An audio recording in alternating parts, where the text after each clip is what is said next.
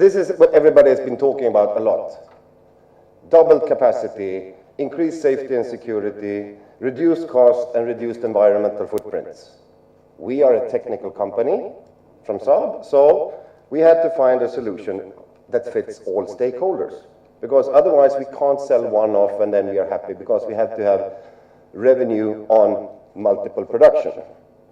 Oh, Saab, who are you, the great car manufacturers? No. In ATM, we are worldwide. We bought us into the, so former Sensis and former HITT is now Saab, Saab ATM, and actually we are serving 19 of the 20 most busiest airports in the world with our technology. And in India, we are at 5 airports with our technology. Not in Hyderabad though, but inshallah it will be there. We do things, air traffic management, airport surface security, wide area surveillance, airline automation, tower automation, advanced development. This is what I'm going to talk about. But first, some statements. I love that everything that can be invented has been invented. That guy ate that.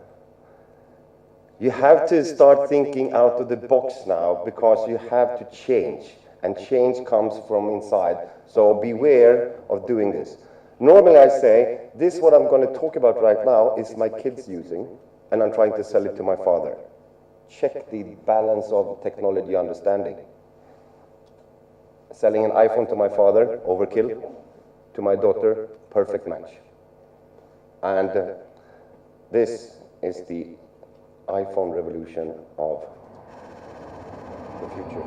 I think all of us at the table here can construct a camera tower. So that's fairly easy. This is not rocket science in the construction. The rocket science comes in connecting everything and also implement it together with the regulator and the national service provider. So Sweden decided we have to do something, otherwise this airport will not survive in this fairly flown region, six movements a day. Still very crucial for the region to survive, to have the airport operational. But the cost of having the airport open and run with the most expensive guy at the airport is probably the guy who sits in the tower. For 6 movements a day, not cost effective. So we started, got the contract 2011, and we're going operational in 2 airports in Sweden as we speak. We had the last certification. There's a lot of bureaucracy for the regulator and the ANSP in Sweden to fall through. Saab has delivered, it's going to be operational. So this is how it's going to look for the new futuristic air traffic controller. And I used to say when I speak like this, in 10 years' time, we're going to ask ourselves, how could we sit in a tower? What is the benefit? When it's fog, it's fog. You don't see more than that. With a camera that is fixed, you can superimpose the runway, you can put tracks on the picture, and you can track the aircraft. If it's fog, it's fog. Adelaide to Alice Springs. We have trials ongoing in Australia. So this is from Air Service Australia, their need for remote towers, to also have these smaller communities operational at an affordable cost. We're now doing trials between Alice Springs and Adelaide. It's 1,500 kilometers between the site and the center. We are mounting it and have full view. Norway, up in the far upper north, they have a 24/7 mandatory regulation that the airport should always be manned. Norwegian salaries are worse than Swedish, and we are expensive. So having 24/7 in approximately 80 stations around Norway, 24/7 operational with the salaries and backup people and etc., they also realized we have to change. So this is the trial site in Norway, Envare, up in the north.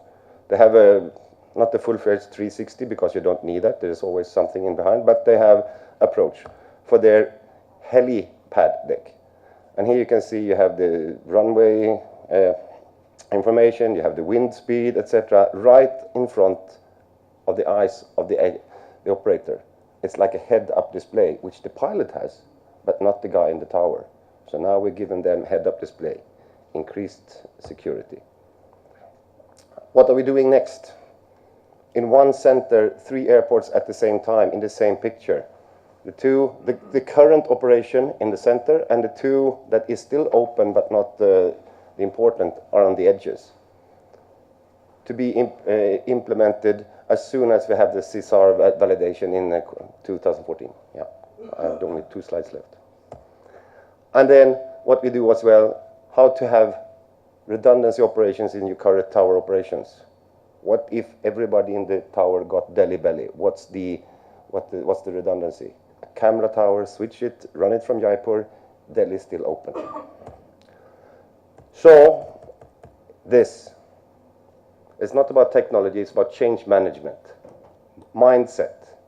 Do your homework. Do a cost-benefit analysis. Is it really going to help sustainable business to have guys in the tower for 6 movements, where you can rationalize that? Invite the stakeholders. A lot of stakeholders are here, so that's why it's good to do that. And start with a test system. It takes time. It took from 2011 to 2003 years before qualification in Sweden, but somebody has breached the market, done the qualification, so you're not the first mover. And by that I say, we are ready. Are you? And I actually address myself to India now. Are you ready to take this quantum leap? Thank you.